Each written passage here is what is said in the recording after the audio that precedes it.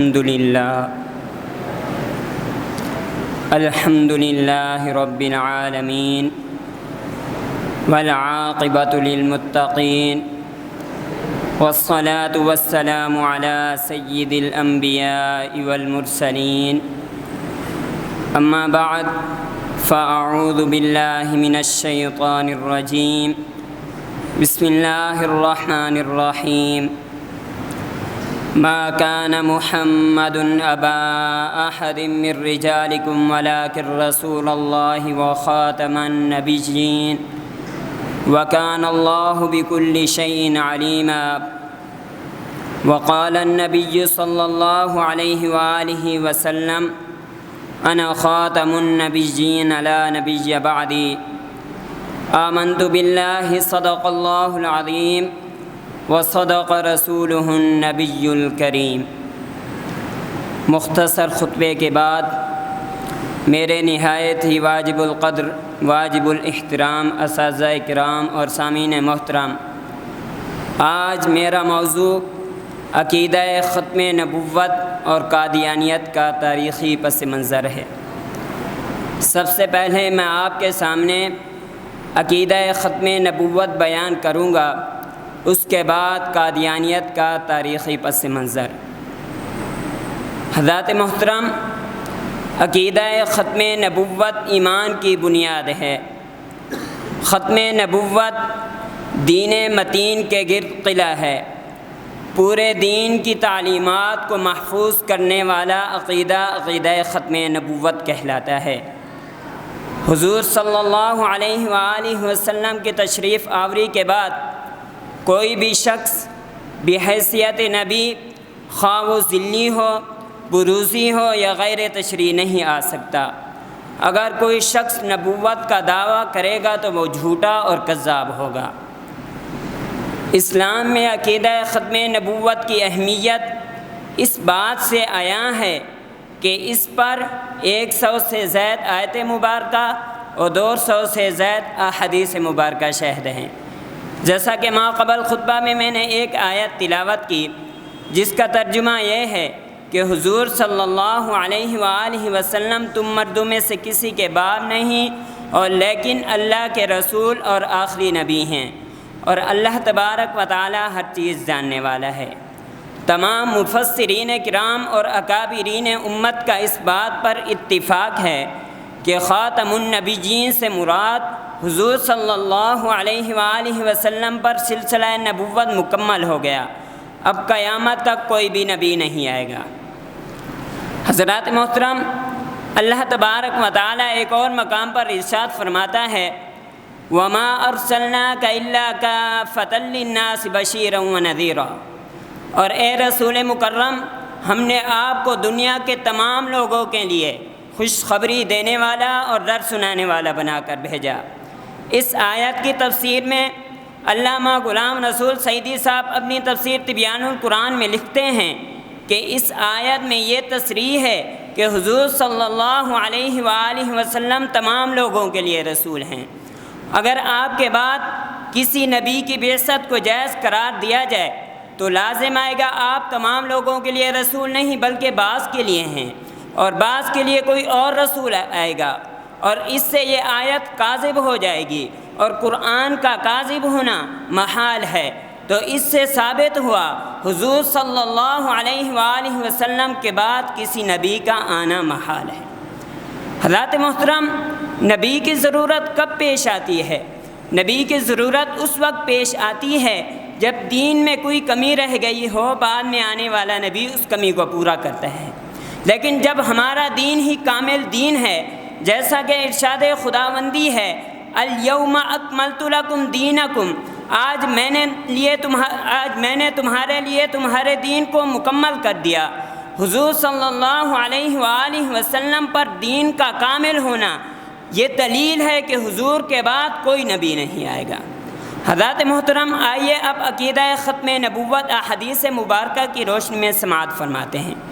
صحیح بخاری حدیث نمبر 5536، راوی حضرت ابو ہریرہ ہیں، فرماتے ہیں کہ رسول اللہ صلی اللہ علیہ وآلہ وسلم نے ارشاد فرمایا ان مثلی و مثل الانبیاء من قبلی کمثل رجل، کہ بے شک میری مثال اور مجھ سے پہلے انبیاء کی مثال اس شخص کی طرح ہے، بنا بیتا فاحسنہ واجملہ الا موضع لبنۃ من زاویۃ، کہ جس نے ایک حسین و جمیل گھر بنایا مگر اس کے کونے میں ایک اینٹ چھوڑ دی، فجعل الناس یطوفون به ویعجبون له ویقولون هلا وضعت هذه اللبنہ، بس لوگ اس مکان کے ارد گرد چکر لگاتے اور اس پر تعجب کرتے اور کہتے یہ اینٹ کیوں نہیں رکھی گئی، فانا اللبنہ وانا خاتم النبیین، بس وہ اینٹ میں ہوں اور میں آخری نبی ہوں۔ حضرات محترم، حضور صلی اللہ علیہ وآلہ وسلم پر سلسلہ نبوت مکمل ہو گیا ہے، اور اس حدیث مبارکہ کو پیر کرم شاہ الازہری اپنی تفسیر ضیاء القرآن میں نقل کرنے کے بعد اس کے ضمن میں لکھتے ہیں کہ اگر آپ اس حدیث مبارکہ میں غور کریں تو آپ کو اعجاز نبوی کا اعتراف کرنا پڑے گا۔ جس وقت ایک عمارت کامل ہو جاتی ہے تو کوئی مہر سے مہر انجینئر بھی اس میں کوئی زیادتی نہیں کر سکتا، اسی طرح حضور صلی اللہ علیہ وآلہ وسلم پر قصر نبوت مکمل ہو گئی۔ اب حضور صلی اللہ علیہ وآلہ وسلم کے بعد کسی نبی کی گنجائش نہیں رہی۔ حضرات محترم، اور سنن ترمذی حدیث نمبر 2272، راوی حضرت انس ہیں، فرماتے ہیں رسول اللہ صلی اللہ علیہ وآلہ وسلم نے ارشاد فرمایا، ان الرسالۃ والنبوۃ قد انقطعت فلا رسول بعدی ولا نبی، کہ بے شک رسالت و نبوت کا سلسلہ منقطع ہو گیا، پس میرے بعد نہ کوئی رسول ہوگا اور نہ کوئی نبی۔ اور مشکات شریف کی حدیث نمبر 5759 میں ہے، رسول اللہ صلی اللہ علیہ وآلہ وسلم نے ارشاد فرمایا، انی عند اللہ مکتوب خاتم النبیین، کہ میں اللہ کے ہاں آخری نبی لکھا ہوا ہوں۔ اور بخاری شریف کی حدیث مبارکہ ہے، حضور رسول اللہ صلی اللہ علیہ وآلہ وسلم نے ارشاد فرمایا، انا خاتم النبیین وانتم آخر الامم، کہ میں آخری نبی ہوں اور تم آخری امت۔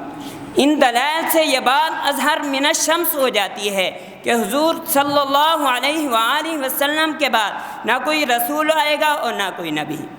یہی جذبہ تھا، اس عقیدے کی خاطر صحابہ کرام نے 1200 جانوں کا نذرانہ پیش کیا۔ یہی جذبہ کار فرما تھا کہ جب مسلمہ کذاب حضرت حبیب بن زید کا اس کاٹ رہا تھا اور یہ ختم نبوت کا علمدار اس عقیدے سے ایک انچ بھی پیچھے نہیں ہٹ رہا تھا، اور یہی جذبہ کار فرما تھا کہ حضرت ابو المسلم خولانی اس عقیدے کی خاطر دہکتی ہوئی آگ میں کود گئے، اور یہی جذبہ کار فرما تھا جب قادیانی مسلمانوں کے ایمانوں کو لوٹ رہے تھے تو علامہ شاہ احمد نورانی اٹھے اور قادیانیوں کو غیر مسلم اقلیت قرار دیا، اور یہی جذبہ کار فرما تھا جب پاکستان میں ختم نبوت کے قانون میں ترمیم کی گئی تو علامہ خادم حسین رضوی فیض آباد میں ٹھنڈی راتوں کو گولیاں چل کھا کر مسلمانوں کو یہ درس دے رہے تھے کہ مسلمان سب کچھ لٹا سکتا ہے لیکن حضور کی ختم نبوت پر کوئی سمجھوتا نہیں کر سکتا۔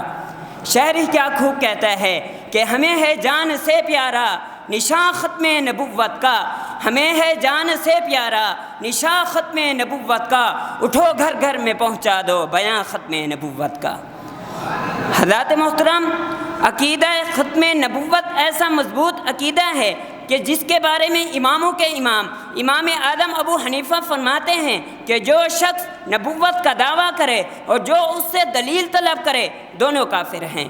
عقیدہ ختم نبوت ایسا مضبوط عقیدہ ہے کہ جس کے بارے میں علامہ ابن کثیر اپنی تفسیر میں لکھتے ہیں، فقد اخبر اللہ تعالی فی کتابہ ورسول فی السنۃ المتواتر عنہ انہ لا نبی بعدہ، کہ تحقیق اللہ تبارک و تعالی نے اپنی کتاب میں اور رسول اکرم صلی اللہ علیہ وآلہ وسلم نے اپنی سنت میں یہ خبر دی کہ حضور صلی اللہ علیہ وآلہ وسلم کے بعد کوئی نبی نہیں، لِيَعْلَمُوا أَنَّ كُلَّ مَنِ ادَّعَىٰ هَذَا الْمَقَامَ بَعْدَهُ فَهُوَ كَذَّابٌ دَجَّالٌ، تاکہ پوری دنیا یہ بات جان لے اگر حضور صلی اللہ علیہ وآلہ وسلم کے بعد کوئی نبوت کا دعویٰ کرے گا تو وہ جھوٹا اور دجال ہوگا۔ علامہ آلوسی البغدادی اس عقیدے کے بارے میں لکھتے ہیں کہ حضور صلی اللہ علیہ وآلہ وسلم کا خاتم النبیین ہونا ایسا عقیدہ ہے کہ جس کی تصریح قرآن و سنت نے کر دی ہے اور اس پر امت کا اتفاق ہے۔ اگر کوئی شخص حضور کے بعد نبوت کا دعویٰ کرے گا تو وہ کافر ہو جائے گا۔ حضرات محترم، اب میں آپ کے سامنے اپنے موضوع کا دوسرا جز قادیانیت کا تاریخ پس منظر بیان کرتا ہوں۔ قادیانیت کیا ہے؟ قادیانیت ایک فرقہ ہے جو مسلمانوں کے ایمان کو لوٹنا چاہتا ہے۔ اس عقیدے کا بانی مرزا احمد قادیانی تھا۔ یہ شخص بڑا جھوٹا اور کذاب تھا۔ اس کی ولادت 1839 عیسوی میں ہوئی اور اس کے باپ کا نام غلام مرتضیٰ تھا۔ یہ شخص انگریزوں کے ہاتھوں بطور کھلونا استعمال ہوا اور ہمیشہ مسلمانوں کو نقصان پہنچایا۔ 1857 کی جنگ میں اس نے انگریز کے لیے خدمات سر انجام دی تاکہ مسلمان اپنے آپ کو انگریز کے ظلم سے نجات نہ دلا سکیں۔ پھر اس نے مسلمانوں کی ہمدردی اور ان میں شہرت حاصل کرنے کے لیے اس نے عیسائیوں سے ان کے نظریات پر مناظرے کیے تاکہ وہ مسلمانوں کی شہرت حاصل کر سکے۔ اسی طرح وہ کامیاب بھی ہو گیا اور بہت سارا مال بھی کما لیا۔ پھر اس نے اپنی اصلیت دکھانا شروع کی اور سب سے پہلے اس نے مجدد ہونے کا دعویٰ کیا۔ اپنی کتاب تبلیغ رسالت میں لکھتا ہے کہ مصنف کو اس بات کا علم دیا گیا کہ وہ مجدد وقت ہے۔ نہ بس اسی دعوے پر اکتفا کیا بلکہ اس نے اس کے بعد حضرت عیسیٰ علیہ السلام کے مشابہ ہونے کا دعویٰ کیا۔ اپنی کتاب تبلیغ رسالت میں لکھتا ہے کہ مصنف کو اس بات کا بھی علم دیا گیا کہ اس کے کمالات روحانی طور پر حضرت عیسیٰ علیہ السلام کے مشابہ ہیں۔ اس دعوے کے بعد اس نے 1901 میں نبوت کا دعویٰ کیا۔ اپنی کتاب روحانی خزائن میں لکھتا ہے کہ محمد الرسول اللہ جو قرآن پاک کی آیت ہے اس میں میرا نام محمد رکھا گیا، معاذ اللہ۔ اور حضور صلی اللہ علیہ وآلہ وسلم کی صفت رحمت للعالمین کو اپنی طرف منسوب کرتے ہوئے لکھتا ہے کہ یہ رحمت للعالمین سے بھی میں مراد ہوں۔ حضرات محترم، پھر اس شخص پر اللہ کا عذاب ٹوٹا اور اس کی موت اس سنجا خانے میں ہوئی۔ نہ اس نے نبوت کا دعویٰ کیا بلکہ اس نے اللہ کی شان میں بھی گستاخیاں کی، اس کے انبیاء کی شان میں بھی گستاخیاں کی، مسلمانوں کو غلیظ ترین گالیاں بھی دی۔ چند لغویات اس کی میں پیش کرتا ہوں۔ اللہ کی گستاخی کرتے ہوئے اپنی کتاب میں لکھتا ہے کہ خدا نے مجھ سے کہا انت منی بمنزلۃ ولدی، کہ اے مرزا تو میرے لیے میرے بیٹے کی طرح ہے، معاذ اللہ۔ حضرت عیسیٰ علیہ السلام کی شان میں گستاخی کرتے ہوئے لکھتا ہے کہ عیسیٰ علیہ السلام معاذ اللہ شراب پیتے تھے۔ مسلمانوں کو گالی دیتے ہوئے لکھتا ہے کہ جو شخص مجھے نہ مانے وہ بے شرموں کی اولاد ہے، اور ایک مقام پر لکھتا ہے کہ جو مجھے نہ مانے وہ کافر ہے۔ اب اس کے نبوت کا انکار اس کے کفر کے لیے کافی نہ تھا کہ اس نے اللہ تبارک و تعالیٰ کی شان میں بھی گستاخیاں کی، اس کے محبوب بندے کی شان میں بھی گستاخیاں کی اور مسلمانوں کو غلیظ ترین گالیاں دیں۔ آخر میں یہی کہوں گا کہ آپ خود بھی اس فتنے سے بچیں اور اپنی اولاد کو بھی بچائیں۔ وما علینا الا البلاغ المبین۔